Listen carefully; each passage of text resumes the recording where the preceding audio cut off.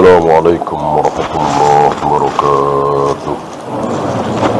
إن الحمد لله نحمده ونستعينه ونستغفره ونعوذ بالله من شرور أنفسنا ومن سيئات أعمالنا.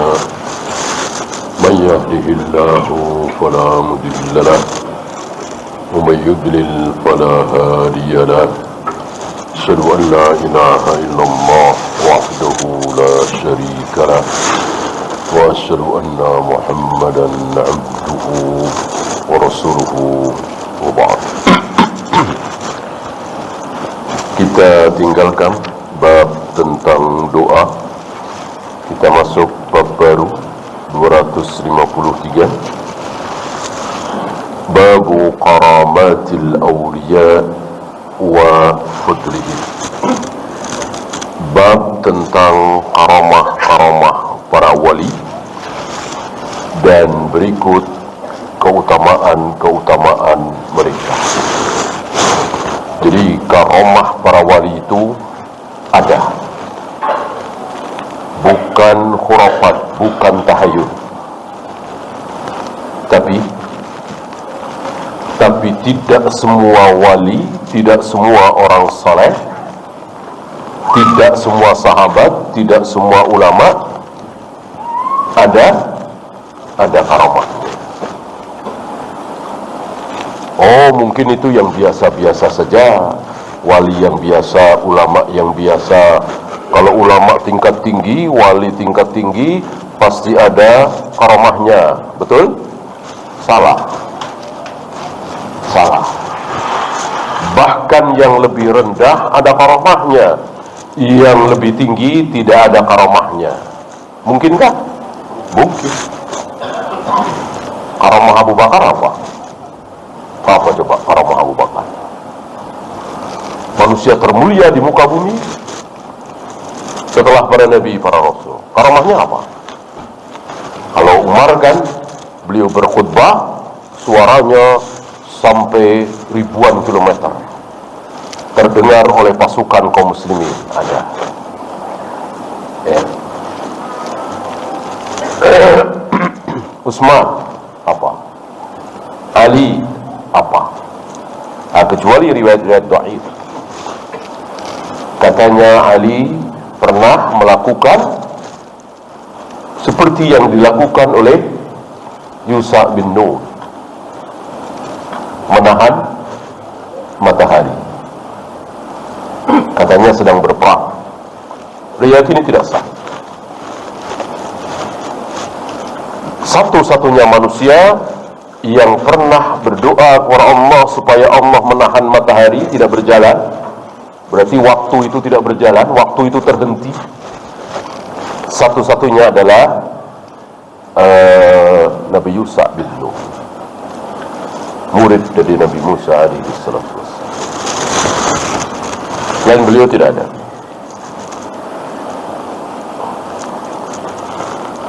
Lihat para sahabat, biasa saja,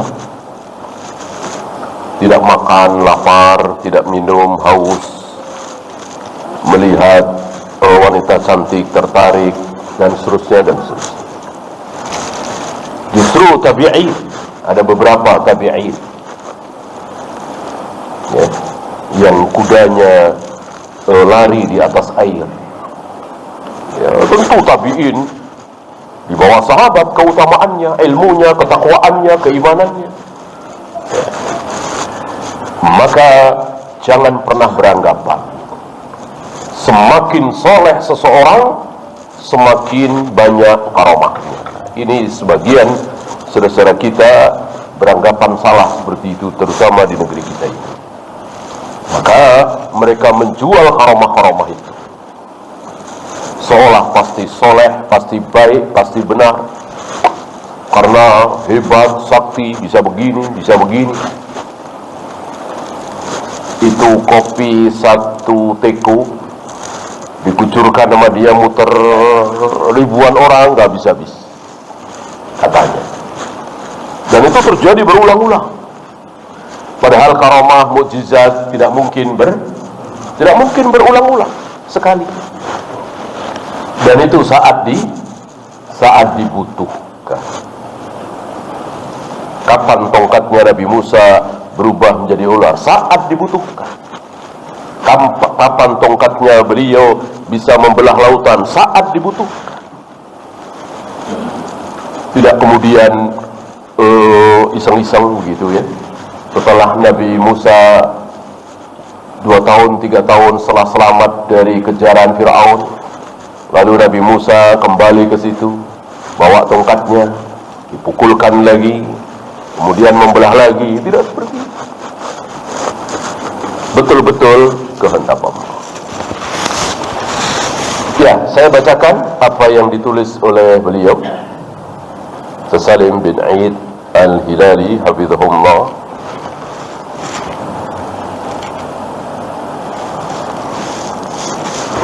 Beliau yang masih tertinggal ya, dua saudaranya sudah mendahului beliau, Syekh Ali Hasan dan Syekh Musa Nasr rahimahumullah. Beliau walillahil hamd masih hidup bersama Masyhur Hasan Saman tentunya. Al-karamatu amrun khariqun lil'adah. Yang dimaksud dengan karamah adalah sesuatu yang di luar adat, di luar kebiasaan manusia. Tongkat kok bisa menjadi ular? Ini di luar adat. Tongkat bisa membelah lautan, ini di luar adat ya. Susu satu mangkok diminum 80 orang kira-kira, semuanya kenyang. Tentu ini di luar adat. Nanti akan dibedakan yang ada pada diri orang saleh dengan yang ada pada diri para nabi. Maka disebutkan di sini ghairu maqrunin bid'wan nubuwah. Tidak ada pada diri nabi, tidak dihubung-hubungkan dengan nubuwah. Jadi yang punya karamah ini tidak mengaku sebagai nabi. Sebab kalau mengaku sebagai nabi, dia bukan karamah lagi, tapi mukjizat. Bukan karamah, tapi mukjizat. Sifatnya sama, amrun khariqun lil adat, khawariqul adat, keluar dari adat kebiasaan, tidak normal. Yang satu ada pada diri nabi, yang satu ada pada diri orang saleh, wali. Nanti akan dijelaskan oleh beliau wali itu siapa.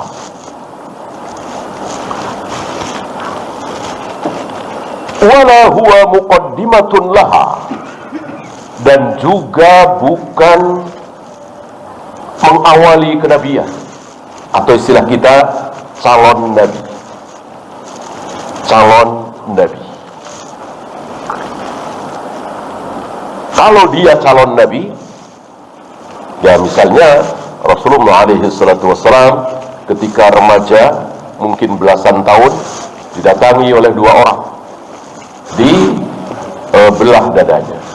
Tentu ini khawariqul adat, keluar dari adat kebiasaan. Tentu mati kan kalau normalnya.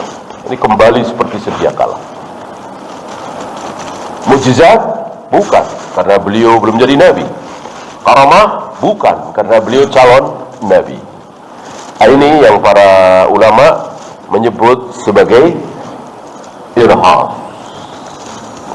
Irham ya. Sesuatu yang luar biasa yang terdapat pada diri calon nabi.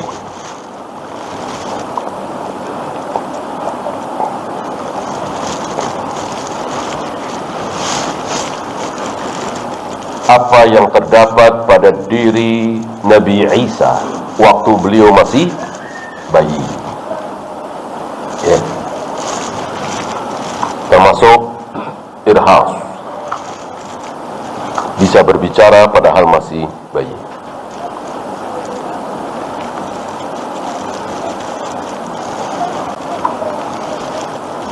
wa tadhharu ala yadi 'abdin zahiris salah. Karamah ini ada pada diri orang yang secara zahir saleh. Oleh karena itu secara zahir tidak saleh, kita nggak boleh mengatakan sebagai karamah. Dia bisa begini, dia bisa gitu, hebatlah. Ya. Misalnya dia mengatakan sebentar lagi akan datang 3 orang, yang satu pakai baju merah, yang satu pakai baju hijau misalnya, kan hebat gitu. Tapi jarang sholat, ya, jenggotnya dicukur, ya, isbal, bahkan jarang pakai baju, malah pakai celana pendek gitu, rokok. Maka haram kita mengatakan itu karamah. Karena karamah wa tadhharu ala yadi 'abdin zahiris salah, ada pada diri seseorang yang secara zahir saleh. Kesolehan memang zahir, salat ke masjid berjamaah, berjenggot, tidak isbal dan seterusnya, itu zahir. Kalau batin kan tidak ada yang tahu.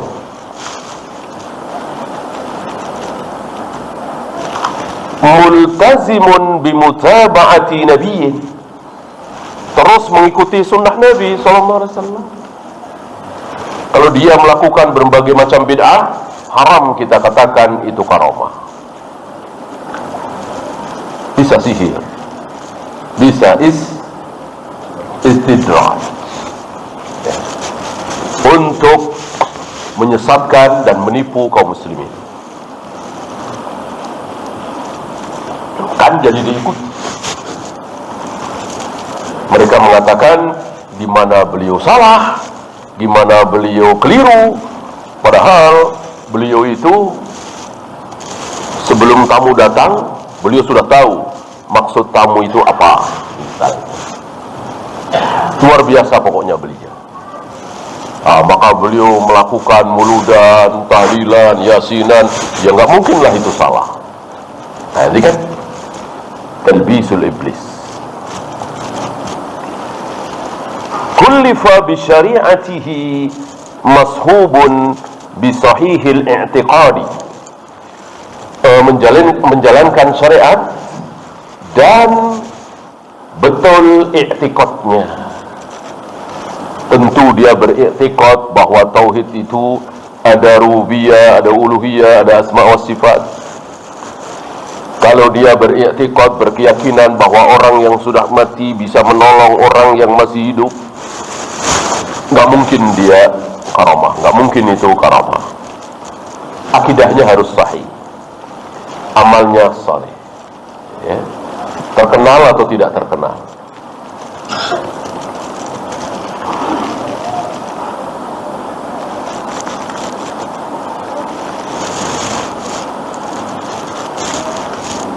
Kemudian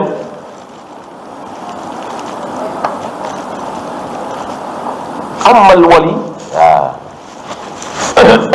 beliau membahas wali agar jangan sampai kita salah paham bahwa wali itu lebih hebat dari ulama, wali itu gurunya para ulama, wali itu sudah segalanya dan sakti gitu. Padahal mana yang lebih banyak, wali apa ulama? Jawab wali. Nanti akan dibawakan ayatnya oleh beliau.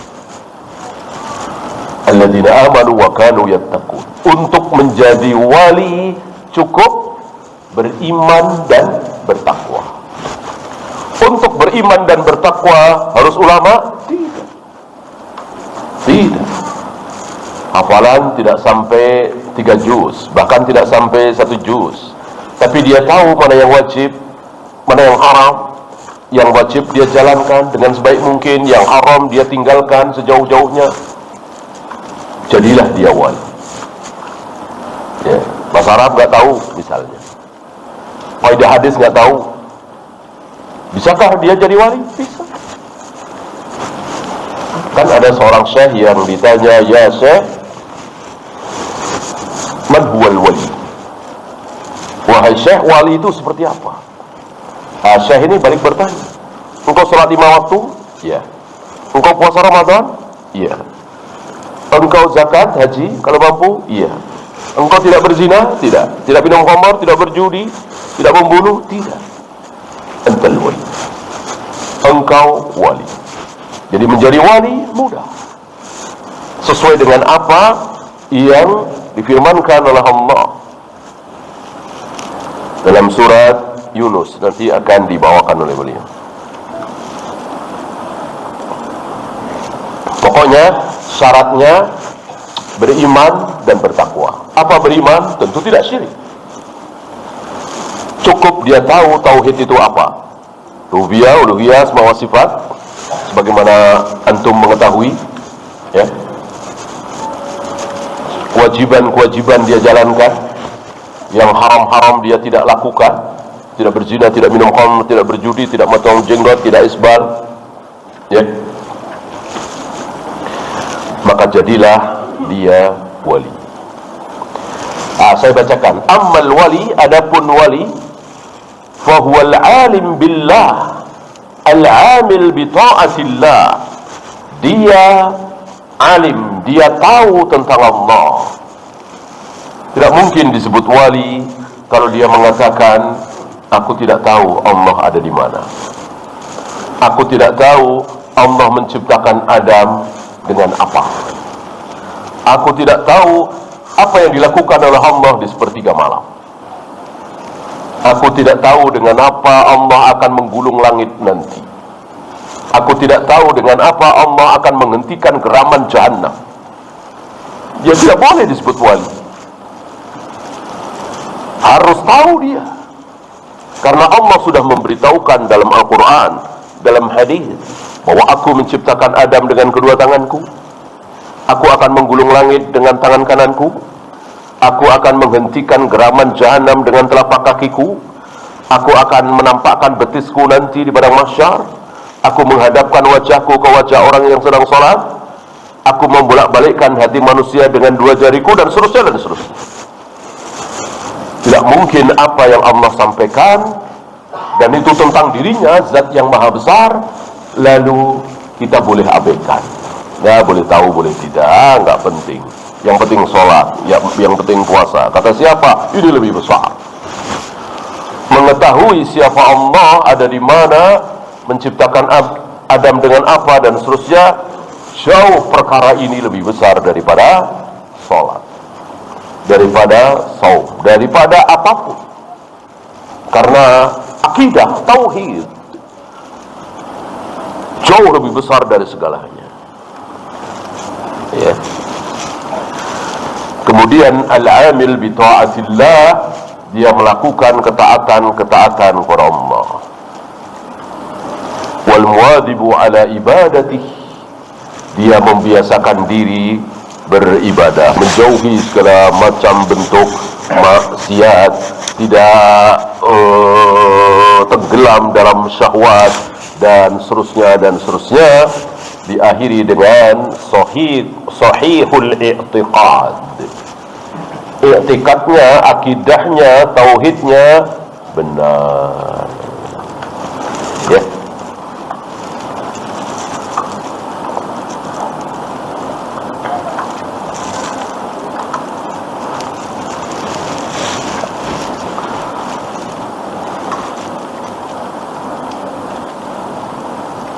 Ya, kita langsung ke ayatnya. Qala Allah Ta'ala, ini surat Yunus ya, 62 sampai 64. Ala inna awliya Allah, ketahuilah sungguh wali-wali Allah itu, la khawfun alaihim, tidak ada ketakutan pada diri mereka, walahum yahzanun, dan mereka tidak bersedih. Para imam menafsirkan sebagai waktu. La khaufun, yang akan datang. walahum yahzanun yang telah lewat. Jadi wali-wali Allah itu tidak takut dijamin oleh Allah, terutama ketika sakaratul maut. Tidak ada ketakutan, karena yang ketika sakaratul maut ketakutan, ciri-ciri ahli maksiat. Orang kafir seperti itu. Orang kafir ketika sakaratul maut ketakutan luar biasa, tidak mau bertemu dengan Allah. Man ahabba liqa Allah ahabba Allahu liqa'ahu.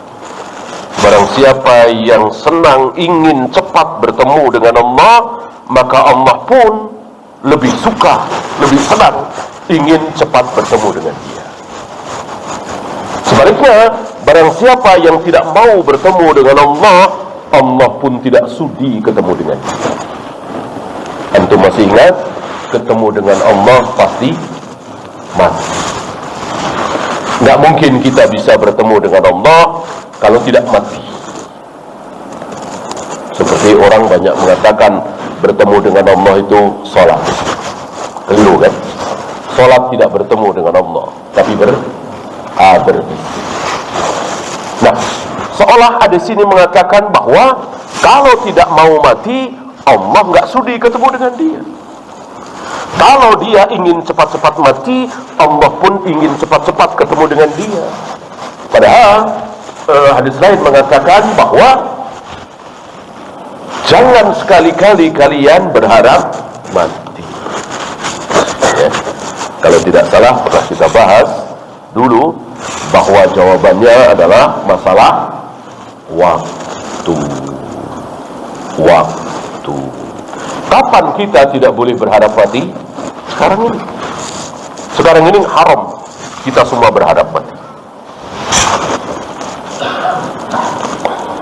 Kenapa? Karena segar bugar, sehat walafiat, nggak ada masalah.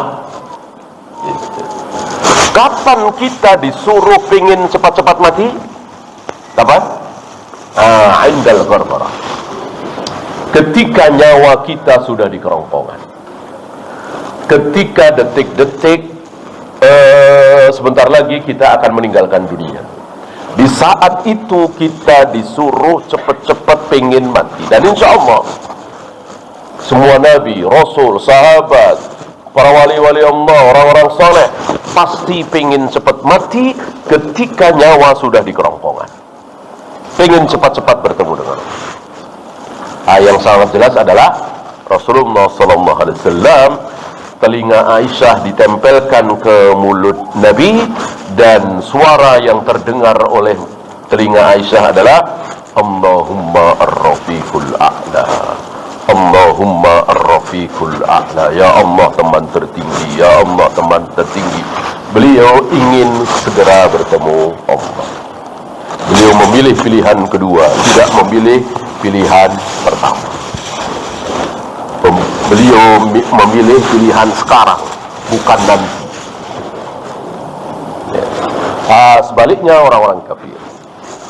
Orang-orang kafir ketika ghargharah, ketika nyawa di kerongkongan, takut luar biasa. Sangat-sangat tidak mau mati. Detik itu Allah juga tidak mau ketemu dia. Ya. Maka dikatakan la khaufun alaihim, tidak takut. Yang ada justru senang. Nanti disiksa di kubur apa tidak, masuk neraka apa tidak, aman. Walahum yahzanun, dan tidak bersedih di belakang, gitu ya. Hidupnya cuman sebagai satpam. Ketika hidup cuman bisa ngontrak, tidak kebeli rumah, tidak kebeli mobil, tidak ada kesedihan, tidak sedih sama sekali. Inilah wali Allah. Terusannya, alladzina amanu wa kanu yattaqun. Mereka itulah orang-orang yang beriman dan bertakwa. Beriman tadi tidak syirik. Bertakwa apa? imtithalul awamir wajtinabun nawahi. Melaksanakan perintah dan menjauhi larangan, itulah takwa. Jadi mudah, sederhana, banyak. Tidak harus punya IQ tinggi, tidak harus punya hafalan yang kuat seperti Imam Syafi'i, seperti Imam Bukhari, enggak. Untuk menjadi wali Allah beda dengan untuk menjadi ulama. Untuk menjadi ulama harus punya hafalan yang kuat, harus punya pandangan yang tajam, harus tahu tentang qawaid, harus tahu tentang kaidah tafsir, kaidah hadis, bahasa Arab dan seterusnya. Maka jumlah ulama jauh lebih sedikit dibanding jumlah para wali. Wali sangat banyak.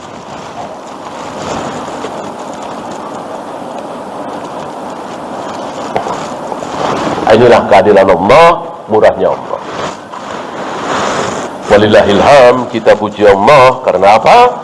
Karena untuk menjadi wali, untuk masuk surga, untuk selamat dari neraka, tidak harus punya IQ tinggi, tidak harus punya hafalan yang kuat, cukup dengan taat semampu kita. Bahkan ketika kita taat tidak semampu kita, malah berdosa.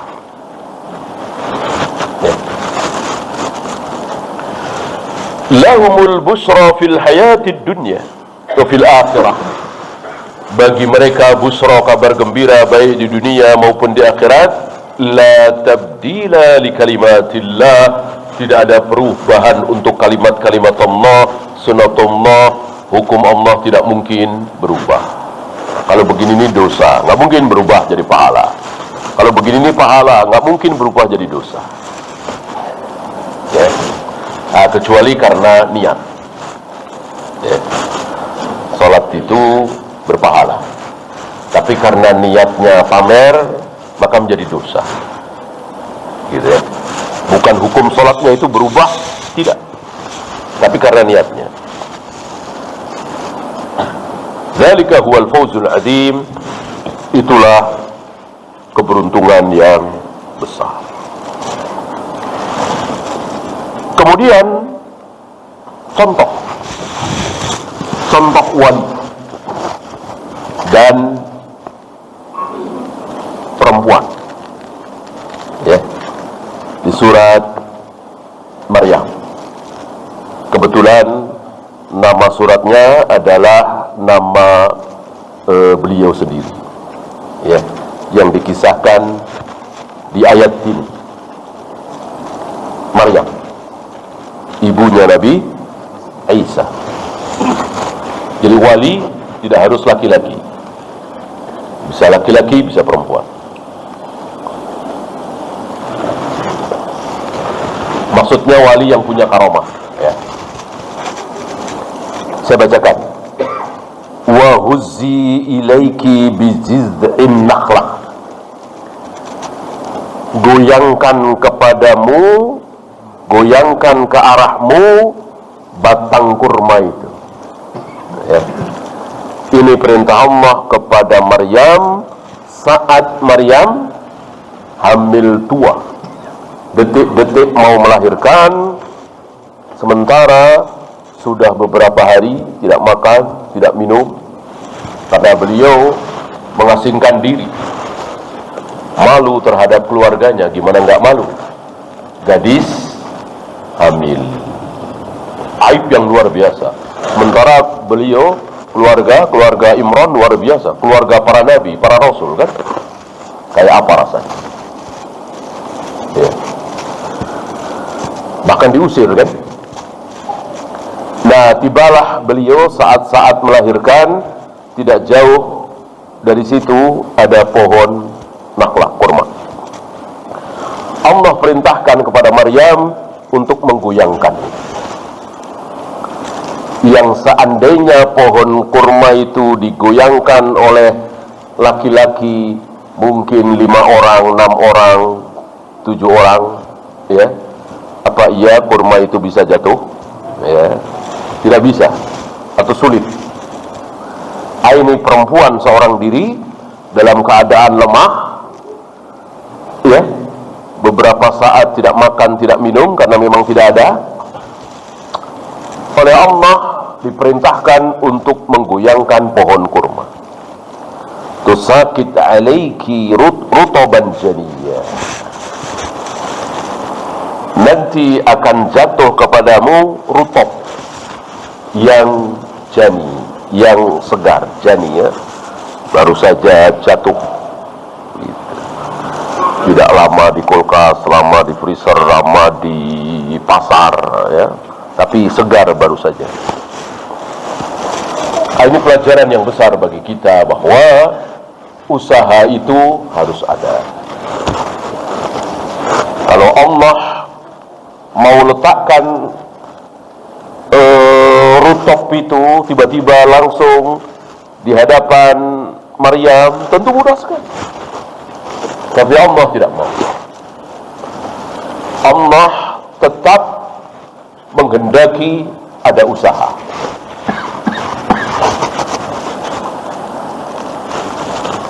Walaupun usahanya itu ya hampir-hampir sia-sia.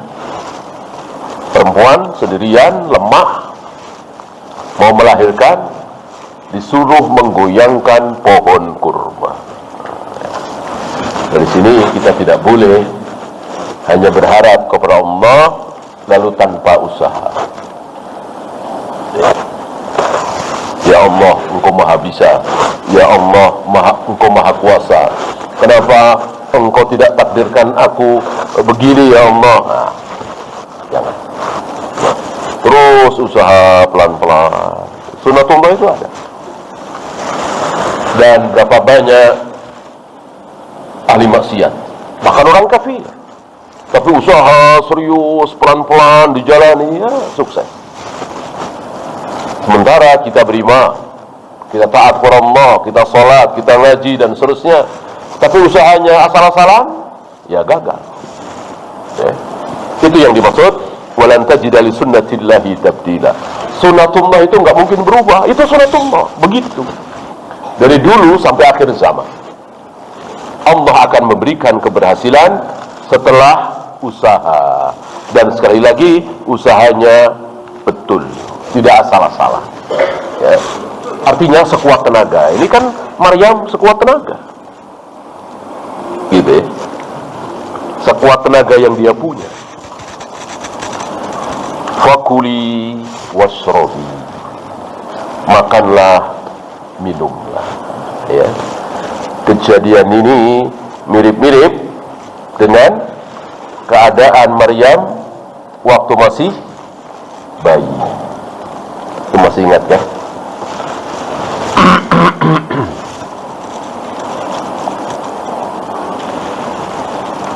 Orang tuanya Maryam sudah lama tidak melahirkan, sudah tua baru hamil istrinya, Zakaria, dan bernazar bahwa akan mungkin syariat hari itu, ya, di syariat kita kan nggak ada, akan dijadikan apa ya, diwakafkan gitu kalau ini lahir itu, untuk selalu berada di mihrab ibadah. Nggak taunya yang lahir bukannya laki-laki, malah perempuan. Siapa? Maryam ini. Maryam.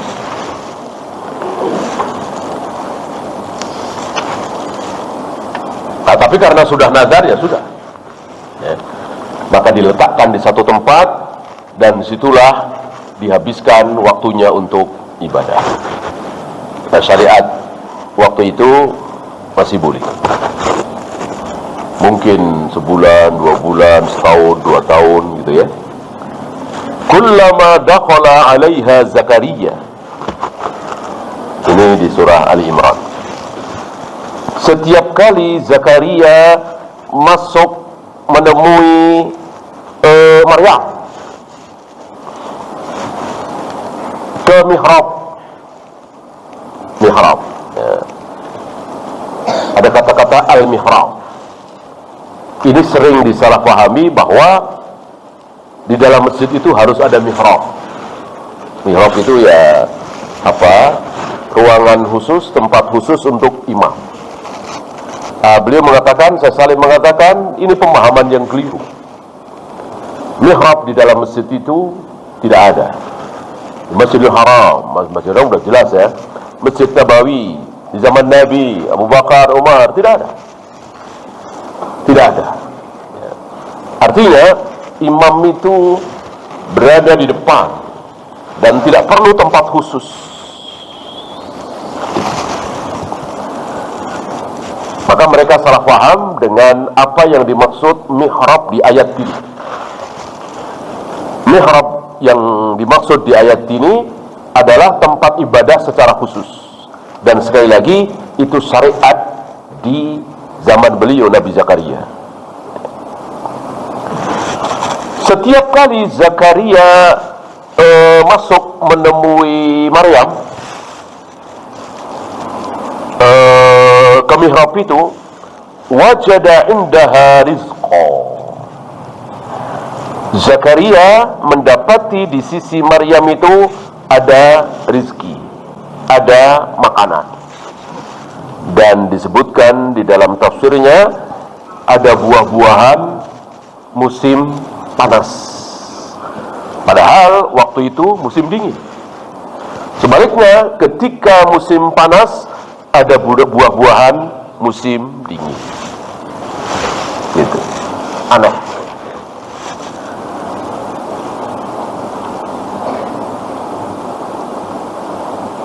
Allah ya Maryam, Zakaria bertanya. Zakaria ini bukan ayahnya ya, ayahnya Imran ya.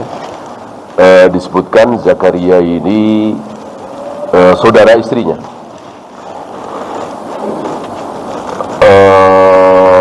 Hana ya, istrinya Imran. Ya Maryam, anna laki hadha. Wahai Maryam, dari mana engkau dapatkan ini? Dari mana engkau memiliki makanan ini? Ini kisah yang beliau bawakan, ayat yang beliau bawakan mundur ya. Justru ini Maryam masih kecil, anak-anak. Yang tadi justru Maryam ketika melahirkan. Qalat huwa min indillah. Maryam menjawab, ini dari sisi Allah. Innallaha yarzuqu man yasha' bighairi hisab. Allah memberikan rezeki kepada siapapun yang Allah kehendaki tanpa hisab, tanpa perhitungan.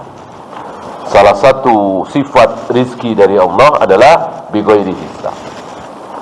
Maka kita tidak boleh membatasi rezeki. Kita sering begitu kan? Enggak mungkin. Saya sudah ketahuan sebulan itu dapat 7 juta.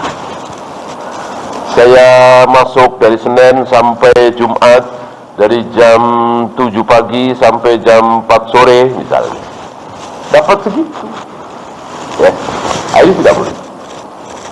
Itu namanya membatasi ya. Mudah bagi Allah kita mendapatkan tambahan rezeki, sangat mudah.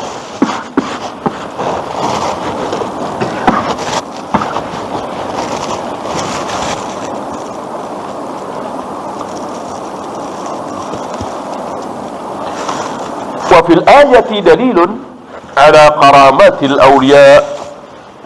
Di dalam ayat tersebut merupakan dalil adanya karamah-karamah para wali.